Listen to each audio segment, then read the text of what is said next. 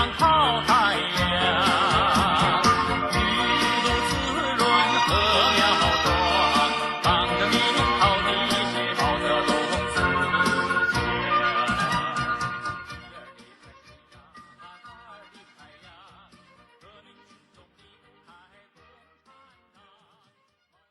Mao Zedong was arguably one of the most influential people in China and in the world in the 20th century. You may not know who Mao is, but you've probably seen his face before. He has books, statues, speeches, and paintings. If you've only seen his face, then you're probably asking yourself, who is this guy?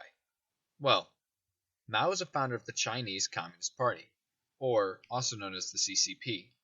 He fought in 2 Chinese civil wars, helped end the Japanese invasion of China in World War II, brought the CCP to power in China, orchestrated the Chinese Cultural Revolution, and emerged China as a global power. In this video, I will go over different military strategies and philosophies that Mao had adopted during his lifetime. I am not a communist, better dead than red. Mao was still a very smart man whose ideas could be extremely beneficial to modern thinkers. Although he was a devout communist who has been called the greatest mass murderer in history, it is still important to understand and listen to the people we disagree with. Mao is an extremely smart man, and by understanding what Mao thought, we can gain a glimpse into the workings of modern China in the CCP.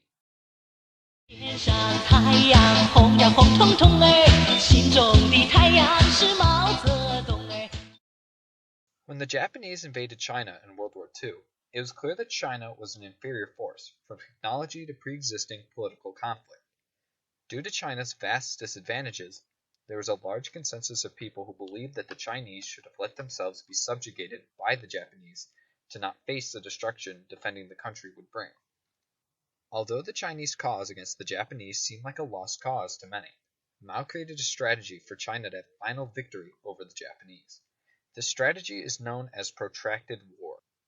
Protracted War is the idea that you can still achieve final victory in a defense if you are able to outlast the enemy long enough for circumstances to change. Mao understood that in war, circumstances are always changing. What may be a disadvantage to you today can become your advantage tomorrow. On both sides, strength and weakness, superiority and inferiority, have never been absolute. Protracted war is reliant on this understanding. The success of protracted war is based on how the attacker's advantages can be reduced and how the defender can gain advantages and fully utilize those advantages throughout the war. These advantages can range from military size, foreign aid, troop and citizen morale, etc. Mao's point is that although the enemy may have the odds on their side, these odds can change over time. For example, the attacker could have a large military force at the beginning of the war, but the attacker could lose this advantage through massive casualties, troop withdrawal, a focus on other conflicts, or the defender could just grow a larger force over time. Protracted war is about fighting long enough for these circumstances to change, allowing the defender to change the tide of war. It is a long and costly strategy, but is effective in defeating a superior enemy, like the Chinese defending against the Japanese. Mao's protracted war consists of 3 phases. There is an initial phase, a stalemate phase, and a concluding phase. The initial phase is the initial defensive against a superior force. This is the phase where the only goal is to survive and stay in the fight for as long as possible. Almost all the odds are stacked against the defending force. It cannot have direct battles with the enemy without risking severe losses, so this is where guerrilla warfare becomes essential to the war effort. The defender will be pushed out of important areas like cities and forced into the rural areas, so it's vital to use guerrilla warfare to attack supply lines, patrols, anything that is not too big that will help disorganize the enemy and keep them from getting too comfortable. The defender needs to make the usually unimportant rural areas into vital bases of operation, while keeping the enemy stuck in the cities. The stalemate phase. This is the phase where the enemy will need to regroup. This is the end of its offensive. If the first phase was done correctly, the enemy will need to fortify key points in their invasion due to the defender's resistance. Continuing to destabilize the enemy's hold on their invasion through guerrilla warfare is essential to stop the invader from regrouping. Continuing to destabilize the enemy's hold on their invasion through guerrilla warfare is essential to stop the invader from regrouping. This is a long and deadly phase of the war, but it will be the most important. It is vital that the defenders continue their resistance to the invaders in order to prepare for their counteroffensive. During this phase, the advantages will slowly switch to benefit the defenders.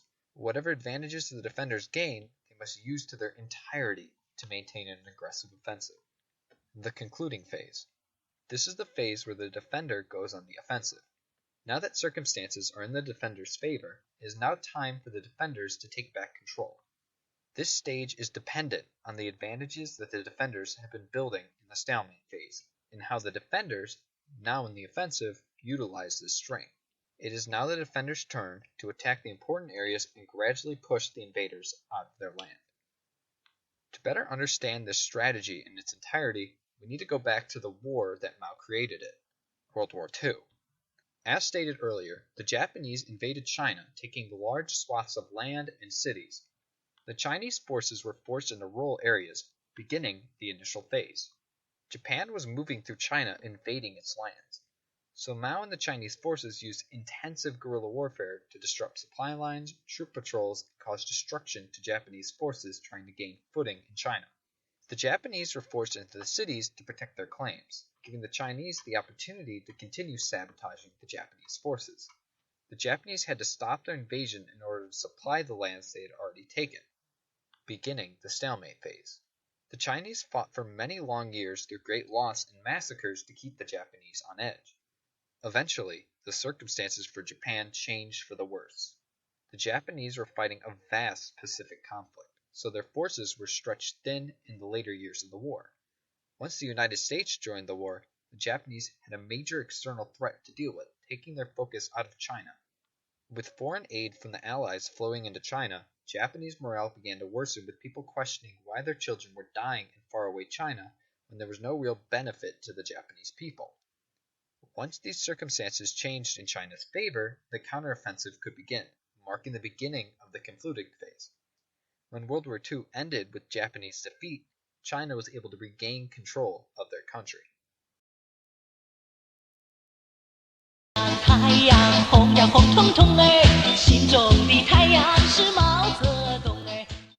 Guerrilla warfare has become the primary strategy of inferior and defending forces during the 19th, 20th, and 21st centuries. This is due to guerrilla tactics being accessible to almost anyone that wants to fight a superior power.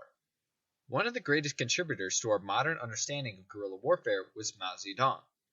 Through fighting the KMT during the Chinese Civil War to defending China against the Japanese during the Second World War, Mao was one of the first to experience the impacts modern guerrilla tactics have had on the battlefield. Mao's guerrilla warfare is basic in its concept, but it relies on many ideas that could be seen as communist by design. Mao's guerrilla warfare consisted of the normal tactics that have been used by guerrillas throughout history: fast moving, consistent attacking, morale boosting. But it was built on one major understanding: the importance of the people's support. Mao knew that guerrilla warfare cannot survive without the support of the people. Because guerrilla tactics rely on the contributions the populace can give the guerrillas. If an army is favored by the people, then they will receive new soldiers, shelter, information, supplies. Everything that a guerrilla force needs to stay alive. To keep the favor of the local people, the communist forces had 3 rules that were strictly followed. The rules were: all actions are subject to command, do not steal from the people, and be neither selfish nor unjust. These rules were created to give the soldiers a code in which to follow and stay just with the people. With these rules, the soldiers were trained with discipline to make guerrilla warfare somewhat pleasant for the populace. The idea is that if you are favored by the populace, then you are favored to win. Mao also understood that the soldiers in guerrilla armies need to believe in their cause. In Mao's guerrilla forces, there were always propaganda wings. This was because he had wanted all of his soldiers to become versed in the politics of the situation. This was a form of indoctrination where if the soldiers believed in the cause they were fighting for, then they would be more willing to try and win. It is impossible to win a war when the soldiers that are fighting for you are only there for the fight, not for the cause. An important thing to understand from Mao's guerrilla warfare was that the guerrilla forces were secondary to the regular orthodox forces. The guerrilla forces were there to assist the regular armies in defeating the enemy. If the regular army needed help to pressure the enemy, the guerrilla forces were there to assist and then quickly retreat. Guerrilla warfare is essential to the war effort, but it cannot win the war on its own. 天上太阳红呀红彤彤哎，心中的太阳是毛泽东哎。 When it comes to guerrilla warfare and prolonging war, morale can be the deciding factor in whether you fail or succeed. There are two types of morale that are vital to Mao's warfare: the morale of soldiers and the morale of the people. The first type of morale is the morale of the soldiers fighting the battles. It is important that the soldiers that you're leading and fighting with believe in your cause and are willing to put their lives on the line for it. On the flip side, the morale of your enemy is vital to understand what they can endure and what they are willing to fight for. Fortunately for Mao, he did not have that much trouble keeping the morale of his forces. This is because Mao was usually defending with inferior forces, so his soldiers believed that they were fighting a just fight, even when the odds were stacked against them. Similarly, when it comes to the enemy, it's important to understand what they are fighting for. If you're fighting an enemy in an internal conflict like a civil war, your enemy will probably have a similar moral justification for fighting as you have for them. If you are fighting an enemy in an internal conflict like a civil war, your enemy will probably have a similar moral justification for fighting you as you have for them. For Mao, he helped lead the communist CCP forces against the in-power KMT forces during the Chinese Civil Wars.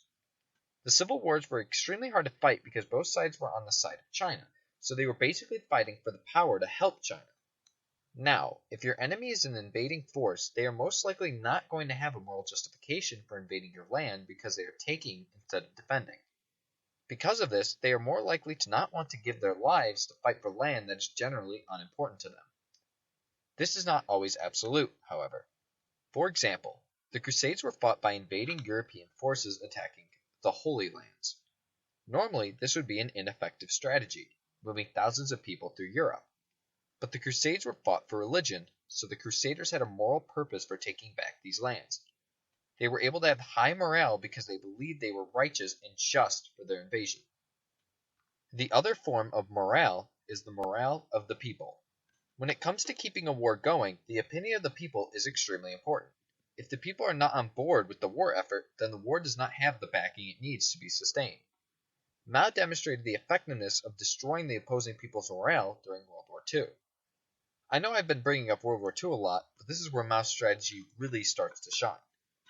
When defending against the Japanese, Mao utilized the aforementioned strategy of prolonging the war to slowly chip away at the Japanese invasion. After years of guerrilla attacks and ambushes, the Japanese imperialistic spirit quickly disappeared. For the Japanese people at this time of the war, there was no reason to have their kids being killed in foreign lands when they would get nothing for it. It is reasonable to be upset when your children are being killed in lands that you may never see. Mao's prolonging of the war was able to chip at the Japanese people's morale, allowing him to gain the advantage by the end of the war. Another great example of the people's morale being important to a war is the Vietnam War. As most of you probably know, the Vietnam War was fought between the United States with the South Vietnamese against North Vietnam and China. Originally, the United States supposedly joined the war to defend democracy against communism, giving the Americans a righteous cause to fight for. However, as the war progressed over many years, tens of thousands of Americans had been killed from intense Vietnamese guerrilla warfare in a country that was on the other side of the world. Many Americans felt that this was not a war that they wanted their children to die fighting for, especially since the war was on another continent. People in the U.S. protested the war and fiercely criticized the politicians that kept the U.S. in the war.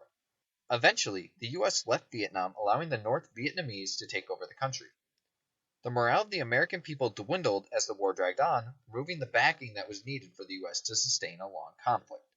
The United States was the superior power, but morale eventually came to be the United States' downfall. From researching and understanding Mao, I believe that Mao's greatest skill when it came to warfare in his life in general was the art of patience. During Mao's life, he was able to accomplish many things, from becoming the leader of the CCP to starting China on the path to become a world power. For example, Mao was a founding member when the CCP was created in 1921, but it was not until 1949 when the CCP took control of China, 28 years later. But none of this happened overnight. During the Second Sino-Japanese War during World War II, Mao and the Chinese forces 8 years to take back China from Japan. Both Mao's guerrilla warfare and protracted war relied on long periods of time to work effectively. Mao understood that not everything could be solved quickly and with force. He used this understanding to implement his plans over long periods of time, like the 28 years it took him to get to power. Mao understood that patience was a lesson that is usually neglected, but it could be the most important skill one can have in their life. This understanding of patience also stems from Mao's strong belief in communism. Mao believed that communism would spread across the world in the 20th century through worker revolutions, but the only problem was that the spread of communism was not moving as fast as Mao had wanted. Mao learned early on that his dream of worldwide communism was not going to exist in his lifetime, so Mao created a strategy for generational warfare. Generational warfare is cultural and political change that requires multiple generations to pass. In order for communism to spread across the world, he needed to begin generational warfare in other countries to slowly spread communism. Generational warfare has been used by the CCP for decades. Mao believed in communism enough that he was willing to help communism spread well after his death. This understanding and patience played a vital role in establishing Mao's war philosophy. Although Mao was known for being a propagandist, he was actually very upfront in times of war. When doing research for this video, I read several books that were collections of quotations and interviews from Mao during times of conflict. What I noticed was that Mao was realistic when he talked about situations in which he was at a disadvantage. Mao was very upfront with his soldiers about the situation they were in, even if they were in desperate times. When fighting the Japanese in World War II, Mao made it clear that it was unlikely that China could defeat Japan if they did not follow his strategies correctly. Like people in modern times, the Chinese who wanted China to subjugate itself to Japan would not admit that China was an inferior force, lying to themselves. When refuting these subjugationists in China at the time, Mao said, "They lack the courage to admit that the enemy is strong while we are weak. They often deny this point and consequently deny one aspect of the truth." Mao knew that you cannot lie to yourself even if the truth is inconvenient, because you cannot get better if you do not first understand where you are, connecting back to the idea of the importance of understanding one's circumstances. What is remarkable is that Mao made this statement publicly so that anyone could hear it, making it clear that he meant business and was not going to lie when the truth meant everything. Telling the truth is hard, especially for those in power, but it is essential to keeping the trust of the people around you and the clarity to make good decisions during stressful times. You have to be true to others, but you must also be true to yourself. 天上太阳红呀红彤彤哎，心中的太阳是毛泽东哎。 Although Mao may have been a major communist that stands against most of the beliefs I have, he was still a remarkably smart man. He was able to accomplish a lot in his time on Earth. Mao's beliefs and strategies can be good lessons in understanding the world and the current conflicts the world may be in. Who knows? Mao's war strategies could be something useful that you could use during your lifetime. But let's hope that won't be needed. Peace!